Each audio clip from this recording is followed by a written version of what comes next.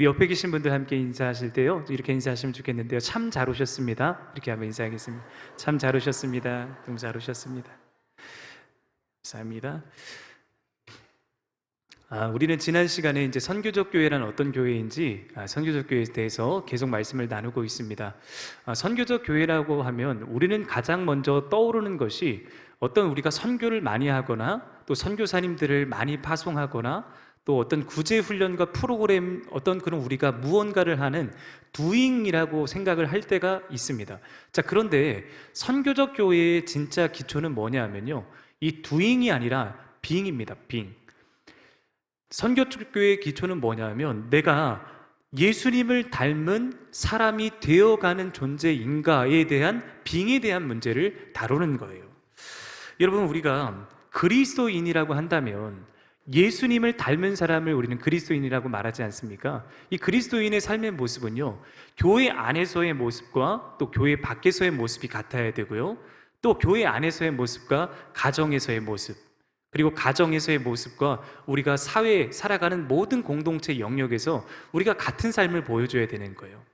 그래서 여러분, 우리의 인격과 삶이 그대로 드러나는 자리가 바로 교회 안이 아니라 가정, 사회, 직장, 우리가 살아가는 공동체라는 것입니다.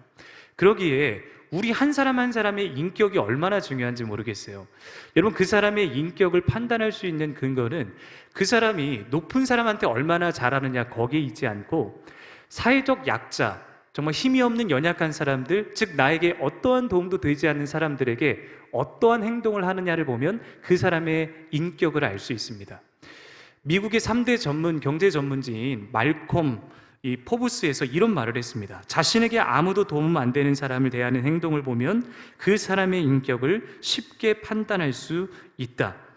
나에게 어떠한 도움도 주지 않는 그 사람에게 대한 그 행동을 보면 진짜 인격이 드러난다는 거예요. 자, 우리 성도님들께 한번 여쭙겠습니다. 성도님들, 경건을 무엇이라고 생각을 하십니까? 우리 성도님들이 생각하실 때 이 경건이라고 한다면 어떤 게 이렇게 눈에 가장 먼저 떠올리십니까? 보통 우리가 경건이라고 한다면 굉장히 화려한 종교적 의식의 경건이다라고 생각을 할 수 있는데요, 여러분 한번 생각을 해보시면 아무리 우리가 열심히 기도를 많이 하고 오랜 시간 예배의 자리에 있고 말씀을 많이 읽어도 우리가 살아가는 삶의 자리에서 우리의 입으로 누군가에게 상처를 주고 또 누군가에게 우리의 입으로 실족하게 한다면 그것은 참된 경건이 아닐 것입니다. 이유는요, 참된 경건은 뭐냐면 우리가 너무나도 사랑하는 하나님 아버지의 마음을 담는 것이 진짜 경건이에요. 진짜 경건은 하나님의 마음을 닮은 우리가 누군가에게 하나님의 사랑으로 그 사람에게 말을 하고 그 사람을 대하고 그 사람들의 참된 인격이 드러나는 것이 바로 선교적 교회의 기초라고 하는 것입니다. 여러분, 그래서 우리가 이 그리스도인으로 살아간다는 게 때로는요 참 쉽지가 않습니다. 예수님을 닮은 모습이 우리를 통해 이렇게 드러나야 되는데 참 힘들 때가 많이 있어요. 왜 그러냐면 우리가 살아가는 이 광야와 같은 인생길에 두 가지 T가 반드시 존재합니다. 이 두 가지 T는 영어로인데요, 첫 번째 T는 뭐냐면 이 테스트라고 하는 T예요. 우리가 살아가는 이 삶의 자리에는 늘 테스트, 시험이 있습니다. 자, 그리고 두 번째 T가 있는데요, 그건 뭐냐면 템테이션이라고 하는 유혹이라는 거예요. 여러분, 이 시험이라고 하는 것은 하나님께서 우리의 어떤 삶을 진짜 너의 믿음이 참인지 거짓인지를 알아보기 위해서 때로는 우리 인생에 시험을 주십니다. 그런데 이 시험이요, 우리를 힘들게 하고 괴롭게 하는 그 시험이 아니라 우리에게 하나님께서 복을 주시기 위한 시험이 있어요. 자, 그리고 이 템테이션이라는 유혹도 우리가 살아가는 이 시험 속에 반드시 있습니다. 이 유혹은 뭐냐 하면 사탄이 주는 거. 우리의 가장 연약한 약점을 비집고 파고 들어와서 우리의 인생을 더 힘들게 하고 궁극적으로는 하나님과의 관계가 단절되게 만드는 게 바로 이 사단이 주는 역할이에요. 여러분, 우리가 그리스도인으로 살아가는 게 참 어려운 게 뭐냐면요, 이 두 가지 T가 우리 인생 속에 늘 끊임없이 찾아오기 때문에 그렇습니다. 한번 생각을 해보십시오. 광야와 같은 인생길을 살아갔던 그 이스라엘 백성들의 삶에는요 하나님의 시험이 늘 있었어요. 내가 너를 낮추고 시험하여 네가 정말 하나님을 향한 사람이 진짜인지 가짜인지를 보기 위해서 시험한다 말씀하셨죠. 자, 그런데 그 광야와 같은 시험에 항상 이 유혹이 찾아와요. 어떤 유혹이냐? 이스라엘 백성들에게는요, 자꾸 불평하고 싶은 유혹, 불만을 품고 싶어하는 유혹, 애굽으로 돌아가고 싶게 만드는 유혹, 그리고 우상을 섬기고 싶은 유혹들이 늘 끊임없이 찾아왔다는 것입니다. 여러분, 예수님도요, 바로 이와 같이 이스라엘 백성들이 살아가셨던 이 광야 40년의 삶을 축소해서 40일 동안 광야에서 시험을 받으셨어요. 동일하게. 예수님께서 세례 요한에게 세례를 받으시고 성령에 이끌리셔서 광야로 가셔서 40일 금식을 하시는데요, 이 시험이라고 하는 테스트와 템테이션, 유혹이 동시에 예수님께 찾아왔습니다. 여러분, 지금 예수님의 삶을 보면 마치 이스라엘 백성들이 살아갔던 광야의 삶의 궤적을 그대로 예수님도 따라가세요. 첫 번째 예수님에게 찾아왔던 시험이 어떤 시험입니까? 우리 마태복음 4장 3절 말씀을 한번 같이 읽겠습니다. 시험하는 자가 예수께 나와서 이르되 내가 만일 하나님의 아들이거든 명하여 이 돌들로 떡덩이가 되게 하라. 자, 그때 사단이 지금 이 템테이션, 유혹하는 겁니다. 예수님께서 그 유혹에 어떻게 물리치셨냐면 4절 말씀인데요, 4절 말씀도 같이 읽겠습니다. 예수께서 대답하여 이르시되 기록되었으되 사람이 떡으로만 살 것이 아니요 하나님의 입으로부터 나오는 모든 말씀으로 살 것이라 하였느니라 하시니. 자, 주님의 응답은 뭐냐면요, 이 세상 시험이 많고 유혹이 많은 이 세상에서 그리스도인들이 진짜 승리할 수 있는 비결은 뭐냐면 떡으로 사는 인생이 아니라 말씀으로 사는 인생이 될 때 진짜 승리할 수 있다는 거예요. 여러분, 그리스도인들의 삶의 존재 방식은 둘 중 하나를 택이라는 겁니다. 첫 번째, 내가 떡을 구하며 살아가는 그리스도인이 될 것인가, 아니면 내가 하나님의 말씀을 구하며 살아가는 그리스도인이 될 것인가. 이 실존의 문제가 우리의 인생의 문제라는 거예요. 여러분, 이 말씀이 어떤 의미일까요? 자, 이 말씀을 가만히 보시면요, 예수님께서 40일 광야에 금식하셨습니다. 가장 먼저 지금 예수님의 실제적 시험이 배고픔이거든요. 근데 사단이 지금 돌이 떠나여 떡이 되게 하라 라고 말하는 것은 마치 예수님께 가장 실제적인 시험을 건드리는 것 같아요. 자, 그런데 우리가 한 가지 놓치고 있는 말씀이 있습니다. 여기까지 생각하면 한 가지가 놓치고 있는 건데요. 자, 뭘 놓쳤냐 하면 마태복음 4장 3절에 사단이 이렇게 시험을 하는 전제가 있어요. 그 전제를 빼놓고 읽으면 이 시험이 예수님에게 첫 번째 시험이 바로 이 현실의 떡의 문제의 시험이구나. 그런데 어떤 시험이 먼저, 이 전제가 뭐냐 하면요, 네가 하나님의 아들이거든. 지금 빙의 문제를 먼저 다루고 있습니다. 네가 어떤 존재냐는 거예요. 네가 진짜 메시아라면, 네가 하나님의 아들이라고 한다면 현실의 떡의 문제를 먼저 해결해 보이거라. 네가 수많은 사람들의 현실의 문제를 해결해주는 메시아로서 너의 가치를 입증하라. 지금 이 말이에요. 자, 그런데 여러분, 예수님께서는요, 여기에 현혹되고 유혹되지 않으시고 뭐라고 이야기하시냐?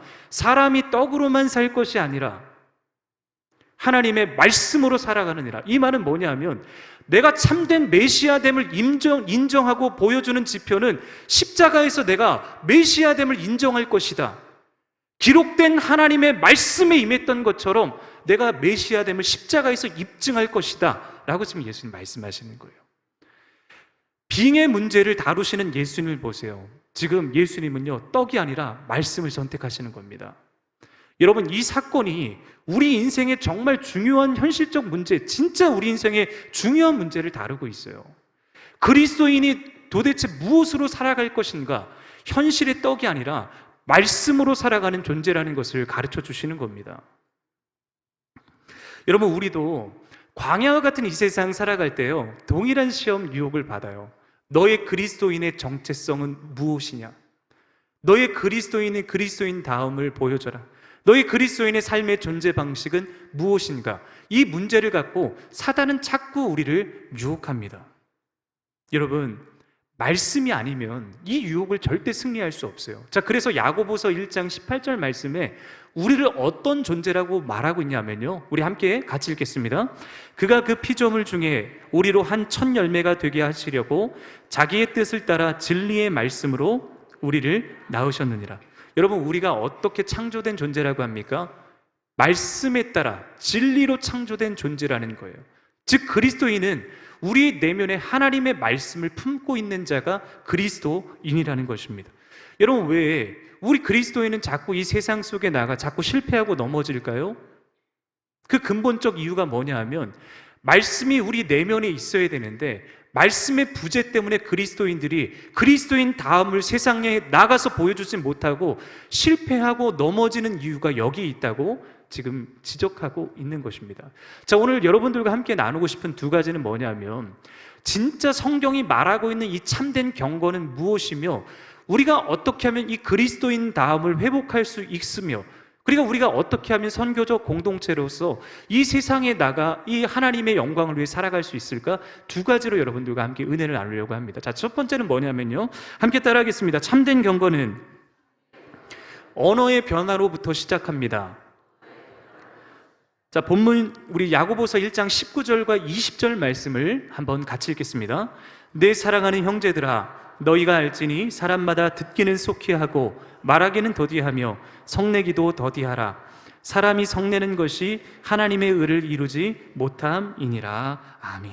지금 야고보가 무슨 이야기를 하느냐면요, 사람이 떡으로 살 것이냐 아니면 말씀으로 살 것이냐를 보여주는 가시적 증표가 바로 우리의 언어 생활이라는 것입니다. 한 사람의 인격과 내면의 모습을 그대로 드러내고 있는 창문은 바로 우리가 어떤 말을 하는지, 어떤 언어 생활을 하는지 보여주는 증표가 바로 언어라는 거예요. 자, 그런데 여러분, 이 야고보서가 언어의 문제를 다루면서요, 지금 오늘 본문 26절과 야고보서 3장 2절에는 뭐라고 이야기하냐면, 우리 같이 연극도 같이 읽어보겠습니다. 누구든지 스스로 경건하다 생각하며 자기 혀를 제갈 물리지 아니하고 자기 마음을 속이면 이 사람의 경건은 헛것이라.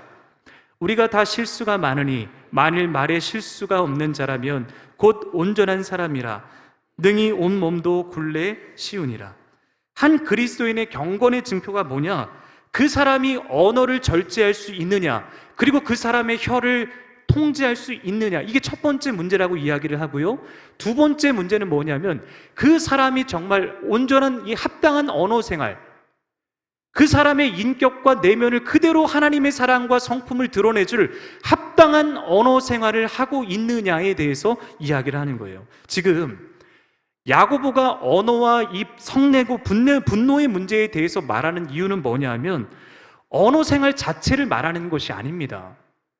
지금 야고보가 진짜 말하고 있는 궁극적 메시지는 뭐냐? 그의 내면에 있는 말씀에 대한 공백 상태를 지적하는 거예요. 그가 언어라고 하는, 말이라고 하는 것이 어디서부터 출발되냐 하면 사람의 마음입니다. 이 사람의 마음에 우리가 하나님의 말씀을 담지 않고 하나님의 말씀에 부재가 있다면 결국 우리 마음으로부터 어떤 말과 언어가 나올까요? 내 생각이 그대로, 내 말이, 내 마음이 그대로 드러나기 때문에 이게 문제라고 하는 거예요. 진짜 우리 내면에 가득 채워야 될 말씀의 부재가 진짜 문제라는 겁니다. 참된 경건, 이 말과 혀를 제어하지 못하는 진짜 이유는 하나님의 말씀으로 우리의 내면을 채우지 못한 이 영적인 상태를 야고보가 지적하고 있는 것입니다. 여러분, 야고보 3장에 가면 인간의 이 언어에 대해서 이야기를 할 때 이렇게 이야기합니다. 인간의 혀는 배를 움직이는 키와 같다고 말을 하고 말의 재갈을 물리는 입과 같다고 이야기를 합니다. 여러분, 거대한 배를 보셨죠? 그 거대한 배를 움직이는 것은 외부적인 어떤 물리적인 힘으로 아무리 이렇게 밀어도 절대 큰 배가 움직이지 않습니다. 그 배의 방향을 움직이는 것은 아주 조그만 이 운전대예요, 운전대. 그게 이쪽으로 방향을 틀면 이쪽으로 움직이고 이쪽으로 틀면 이쪽으로 움직이는 것 같이 우리의 언어 생활, 이 언어 생활을 움직이는 바로 키와 같은 게 뭐냐? 우리 혀라는 것입니다. 우리의 말이 어느 방향으로 지향하느냐에 따라서 우리의 인생이 그리로 흘러갈 수밖에 없다는 거예요. 여러분, 성경에는 대표적 이 말에 대한 두 인물들, 두 그룹이 있습니다. 한 그룹은 뭐냐면 이스라엘 백성들이에요. 민수기에 보시면 이스라엘 백성들이 자꾸 끊임없이 그들의 입에서 뭐가 나오느냐? 불평과 원망이 나옵니다. 지도자 모세를 향한 불평과 원망이 나오고요, 그리고 그들의 입으로서 자신의 실패와 부정을 계속 이야기해요. 그래서 민수기 14장 28절에 너희 말이 내 귀에 들리는 대로 행하겠다. 결국 그들의 말을 통해서 출애굽 1세대가 여러분 다 죽습니다. 못 들어가는 거예요, 가나안 땅. 자, 그런데 여기 이 말을 잘 통제하는 한 사람을 함께 나누고 싶어요. 누구냐 하면 여러분 사도 바울 기억나십니까? 사도 바울이 지금 차디찬 로마 감옥에 있는데 그들의 말이 지금 그 사도 바울의 말이 뭐를 이야기하냐면 빌립보서 4장 4절에 주 안에서 기뻐하라. 내가 다시 말하노니 기뻐하라. 어떻게 여러분 이 차디찬 로마 감옥에 갇힌 사람이 언제 죽을 줄 모르는 사람이 자기가 자기 입으로 이렇게 기쁨을 말할 수 있을까요? 자, 그리고 빌립보 4장 12절 13절 어떤 고백을 하냐 하면 이런 고백을 합니다. 같이 한번 말씀 읽겠습니다.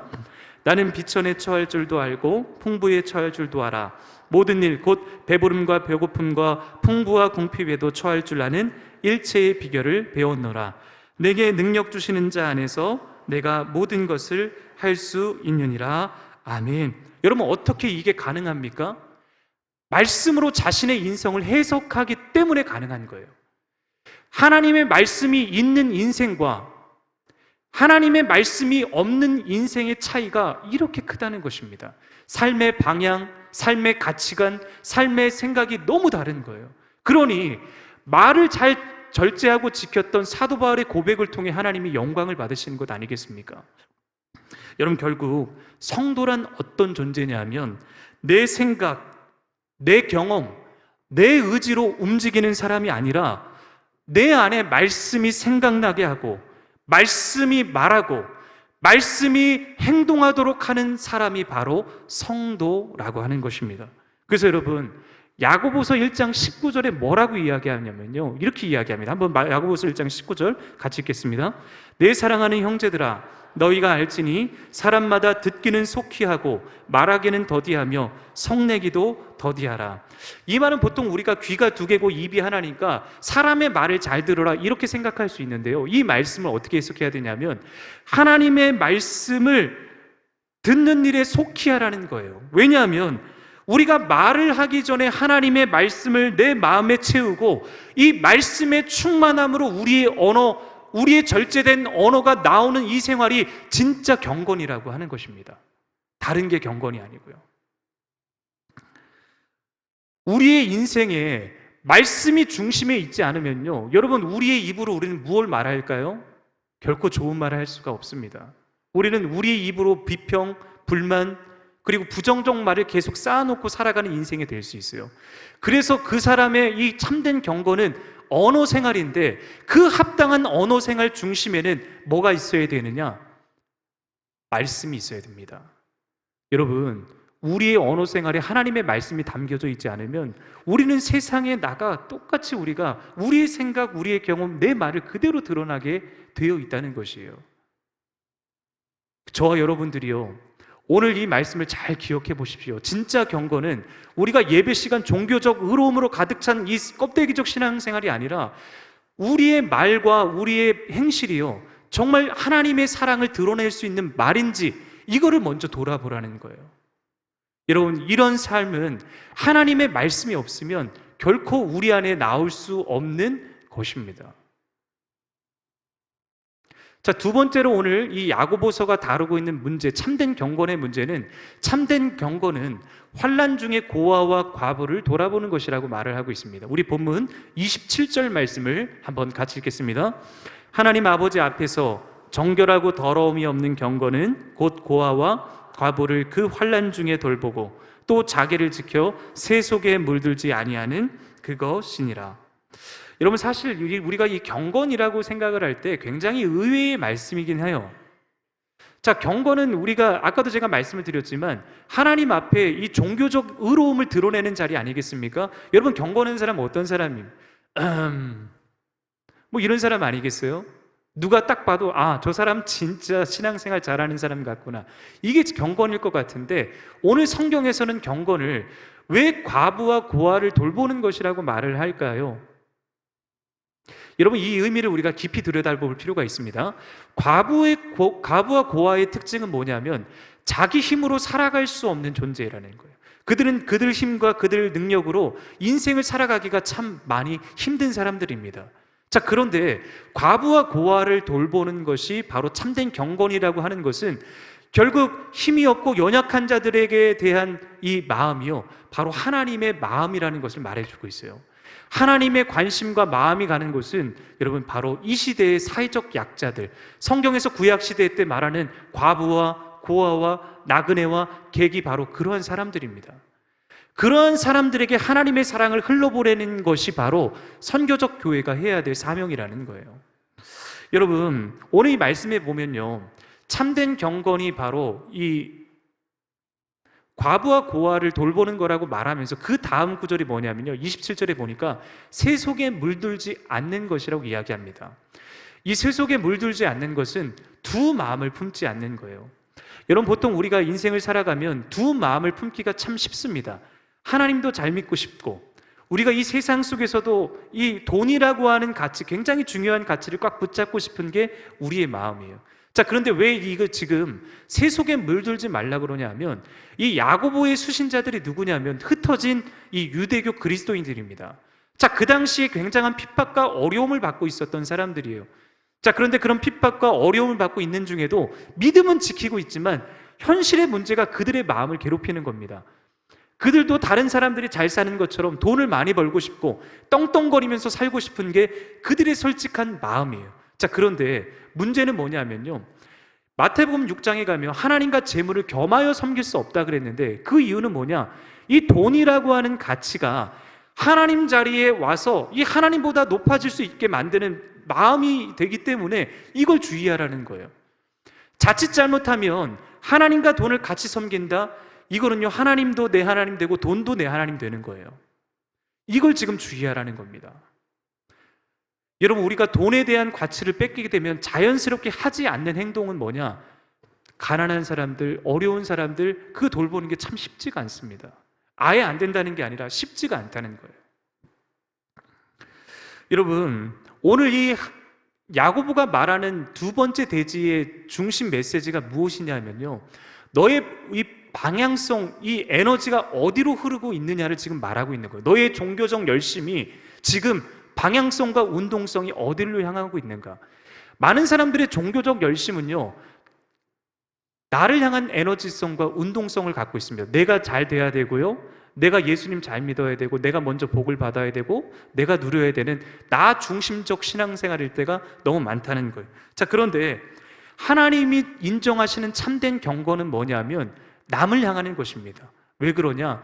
여러분, 십자가 사건을 보면 딱 알 수 있어요. 십자가 사건은 무엇입니까? 시선이 외부로 향하는 거예요. 이게 십자가의 정신이고 복음의 운동성입니다. 예수님이 이 땅에 오셔서 살아가신 삶의 궤적을 보면요, 그의 에너지성과 운동성이 늘 다른 사람들을 향하고 남을 향해 있다는 것을 우리가 발견하게 돼요. 정말 어려운 사람들, 가부, 고아, 나그네, 객, 정말 힘이 없는 그 사람들에게 하나님의 사랑을 흘러보낼 수 있는 그런 통로가 되는 것 말입니다. 여러분, 왜 우리 주변에 이렇게 많은 사람들이 고통받고 힘들어하고 있을까? 그들이 저주를 받아서 그런 게 아닙니다. 도리어 우리가 그들을 바라볼 때 우리의 마음이 얼마나 냉담하고 얼마나 차갑고 그들을 향해 어떤 마음도 없는 우리의 내면의 상태를 보여주시기 위한 또 하나의 섭리일 수도 있다는 생각이 들어요. 근데 정말 하나님이 원하시는 참된 경건은 뭐냐면, 진짜 도움이 필요한 사람들에게 이 에너지성과 운동성을 우리가 눈을 돌려서 밖으로 향하는 것입니다. 그래서 여러분, 건강한 교회의 척도는요, 안이 아니라 밖을 향해 있어서 향할 때 진짜 교회가 건강해지는 거예요. 건강한 교회는 결국 지역사회와 함께 소통하고 연대하고 그리스도의 사랑을 지역사회에 흘려보내고, 그리고 지역사회에 정말 미혼모, 그리고 편부모 가정, 그리고 자립대상 청년, 그들에게 희망을 주고 사랑을 주고 그리스도의 사랑을 흘려보내는 게 바로 선교적 교회입니다. 여러분, 선한 사마리아 사람 이야기 잘 아시죠? 강도 만난 자를 진짜 돌보아 준 사람이 누구입니까? 제사장도 보고 그냥 지나가고요, 그리고 레위인도 보고 그냥 지나갑니다. 그런데 선한 사마리아 사람은요, 그냥 보고 지나가지 않아요. 자기가 가진 것을 다 허비하고 투자해서 그를 살려주고 고쳐줍니다. 누가 강도 만난 자의 이웃이냐 할 때 제사장, 레위인, 여러분, 그들은 자기 이익을 먼저 생각했어요.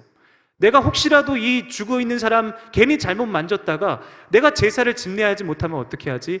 이 문제가 걸리는 겁니다. 정결법에 따르면. 그런데 선한 사마리아 사람이 진짜 참된 경건을 보여준 사람이에요. 과부와 고아, 나그네, 그 정말 사회적 약자를 돌보는 그런 마음을 바로 이 선한 사마리아 사람이 보여준 것입니다. 여러분, 저는 우리 교회가 앞으로 추구해야 될 사역과 사명이 바로 이런 사역이 아닐까 싶습니다. 진짜 우리의 관심과 돌봄이 필요한 사람들에게 그리스도의 사랑을 흘러보내주는 공동체, 시선을 내부가 아니라 밖을 향해 보는 공동체, 이게 진짜 선교적 교회예요. 호주 인브레이스 교회를 담당하는 이 멜버른에 사시는 정첨영 목사님이라고 계십니다. 이 목사님이 귀한 간증을 좀 하나 나눠주셨는데, 이분이 이제 호주에 가서 유학 생활을 하던 중 하나님께서 감동을 주셔서 이 홈리스 사역을 하셨대요. 이 홈리스들은 노숙자 사역입니다. 이 호주 멜버른에 가면 길거리에서 정말 수많은 노숙자들이 돈을 구걸하면서 하루하루를 살아가고 있는데, 이 목사님께서 하던 생업도 다 내려놓고 하나님이 이 노숙자 사역, 홈리스 사역에 불러서 매일매일 이 노숙자들에게 찾아가서 복음을 전하고 그리스도의 사랑을 전하는 거예요. 근데 한 번은 어떠한 노숙자에게 가가지고 복음을 전하고 오려고 했는데, 이 노숙자가요, 그 목사님을 붙들고 2시간 동안 자기 이야기를 하는 겁니다. 자기가 지금까지 살아온 모든 이야기를 이 목사님에게 다 이야기를 해요. 그런데 이 목사님이 2시간 동안 너무나도 귀하게 그 분의 노숙자의 이야기를 다 이렇게 들어줬어요. 그러니까 이야기를 마치고 나서 이 노숙자가 묻습니다. 아니, 도대체 당신은 어떤 사람이길래 내 이야기를 이렇게 2시간 동안 다 들어주느냐고. 그런데 이 목사님이 그때부터 이렇게 이야기해요. 선생님, 예수님이라는 분이 계세요. 그 예수님께서 우리를 너무나도 사랑해 주셔서 우리의 죄를 사해 주셨고, 그 대가로 자기 목숨을 지불해 주셨어요. 그 예수님의 사랑이 제 안에 있어서 제가 선생님께 이렇게 이야기를 들어드릴 수 있었던 거예요. 했더니요, 벌써 이 노숙자의 마음이 열려서 그 목사님의 이야기를 다 귀를 열고 듣는 겁니다. 자, 그 이야기를 다 들었는데 복음에 대한 이야기예요. 형제님 너무 사랑하시고, 형제님을 사랑하시기 위해서 예수님께서 이 땅에 오셨고, 그리고 물과 피를 쏟으시면서 십자가에 달려 돌아가셨다고 다 이야기를 마쳤는데, 이 노숙자분이 이 목사님의 손을 꽉 붙잡고 나랑 같이 저기 좀 가자고. 어디냐면, 여러분 이 버거킹 아시지요? 이 호주의 버거킹이 이 헝그리 잭슨이라고 있는데, 여기 버거킹으로 끌고 가가지고 이 노숙자가요, 이 목사님에게 당신 먹고 싶은 거 다 고르라고, 내가 다 사주겠다고. 아니, 돈도 없는데 뭘 이렇게 사줘요. 자, 그런데 이 목사님은요, 갑자기 두려워지기 시작했습니다. 왜냐하면 이 목사님이 유학생인데 돈이 없었어요. 자, 그런데 그날 아침에 사모님에게 혹시 우리 집안에 통장 잔고가 얼마 남아있냐 물어봤는데 20센트 남아있다고 합니다. 여러분, 20센트가 얼마냐면요, 200원이에요. 200원 딱 남아있고, 그 자녀를 키우고 있는데, 여러분 일회용 기저귀를요 6번, 7번씩 빨아가지고 기저귀 살 돈이 없어서 그렇게 매일매일 그렇게 살아가고 있었던 그때예요. 이 목사님이 덜컥 이제 부담이 되기 시작한 겁니다. 아니, 나는 돈이 없는데 지금 이 노숙자가 나한테 밥을 사준다는 게 이해가 안 되는 거예요. 자, 그런데 정말 이 햄버거랑 세트 막 다 시켜가지고 노숙자가 주머니에 있는 모든 돈을 다 털어서 그 돈을 가지고 오히려 반대로 목사님을 사주는 거예요. 그것을 다 먹고 이 목사님이 물었어요. 아니, 왜 나한테 전 재산을 다 털어가지고 이거 햄버거 사주냐고. 그랬더니 이 노숙자가 뭐라고 이야기했냐면, 예수님이 내 죄 사해 주셨잖아요. 예수님이 내 죄 사해 주셨다는 그 말을 당신이 나에게 말을 했으니까, 제가 평생 모르고 살았던 걸 알게 해주셨으니까 감사한 거 아니겠어요? 그래서 사주는 거라고. 여러분, 제가 그 이야기를 가만히 들으면서요, 진짜 가부와 고아와 나그네를 사랑하는 게 진짜 큰 일을, 대단한 일을 하는 게 아니구나. 그냥 그 사람의, 외로운 사람의 이야기를 들어주는 것만으로도 정말 하나님의 사랑을 흘러보낼 수 있는 통로가 되는구나. 여러분, 그 목사님이요, 그 어떤 식탁보다 비교할 수 없는 하나님 나라 잔치 식탁을 그 자리에서 경험했다고 그렇게 고백을 하시더라고요. 사랑하는 여러분, 하나님의 마음이 있는 곳에 우리의 마음이 있기를 원합니다. 그리고 하나님의 눈물이 있는 곳에 우리의 눈물이 있기를 원해요. 그리고 하나님의 시선이 진짜 가는 곳에 우리의 시선이 가기를 원합니다. 말씀을 마치겠습니다. 오늘 야고보는 참된 경건을 아주 분명하게 말씀합니다. 얼마나 오랫동안 기도하고 예배 생활하고 말씀 보느냐, 그거 아닙니다. 참된 경건은 예배당 안에 드러나는 게 아니라 우리의 삶의 자리에서 드러난다는 거예요. 자, 그런데 여러분, 왜 우리가 그렇게 살아야 되냐 하면요, 먼저 선행된 하나님의 사랑이 있기 때문입니다. 바로 예수님을 통한 하나님의 사랑이 먼저 우리에게 있었어요. 영적 과부, 영적 고아와 같은 우리의 인생 속에 예수님이 찾아오셨잖아요. 그리고 예수님이 자신의 모든 핏값을 대신해서 십자가에 달려 돌아가심으로 그 핏값을 대신 지불해 주신 사랑이 있었기 때문에 그 사랑과 그 은혜를 받은 우리가 이제 세상 속에 들어가 그분의 사랑을 흘러보내고 전하는 것이 선교적 교회라는 거예요. 사랑하는 여러분, 저는 이 선교적 교회에 우리 모두가 다 동참할 수 있게 되기를 바랍니다. 하나님의 사랑을 받은 우리가 이 사랑을 지역사회에, 그리고 살아가는 삶의 자리에 흘러보낼 수 있는 선교적 교회, 자, 그 교회가 우리 교회가 되기를 원하고 저와 여러분들이 되시기를 주님의 이름으로 축원드립니다. 기도하겠습니다. 사랑과 은혜가 풍성하신 하나님, 우리가 떡으로 사는 인생이 아니라 말씀 붙들고 사는 인생 되게 하여 주시옵소서. 시험 많고 유혹 많은 이 세상, 내 안에 하나님의 말씀이 아니면 이 세상을 이길 수 없습니다. 성령의 불로 허락하셔서 하나님, 우리의 혀를 잘 제어할 수 있게 하여 주시고 참된 경건에 힘써 과부와 고아와 나그네를 돌볼 수 있는 아버지의 마음으로 저희가 한 주간도 믿음으로 승리하는 우리 초원의 모든 가족들이 되게 하여 주시옵소서. 예수님의 이름으로 기도하옵나이다. 아멘.